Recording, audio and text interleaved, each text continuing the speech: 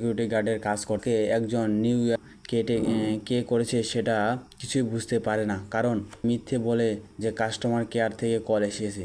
পরের দিন জাবিলি চান্দুকে আবার কল করে মিথ্যে অভিযোগে গ্রামের সাধারণ এক ছেলে তাদের বাড়ির মেয়েকে নোটস দেওয়ার পর্যন্ত সে বরদাস্ত করতে রাজি নয়। জন্মদিনে সেলিব্রেশনের জন্য সেইখানে জাবিলিকে দেখতে পায়। আসলে নিত্যা নয়, তার মা এবং বোনের সাথে দেখা করা। পুলিশ অফিসাররা চিৎকার করে পুলিশ চান্দুকে গ্রেপ্তার করে নিয়ে যায়। অন্যদিকে মঙ্গাবতী তার বাড়িতে ফিরে জাবিলিকে বেল্ট দিয়ে নির্মমভাবে মারতে থাকে। জাবিলির জন্য তাদের সম্মানহানি হয়েছে।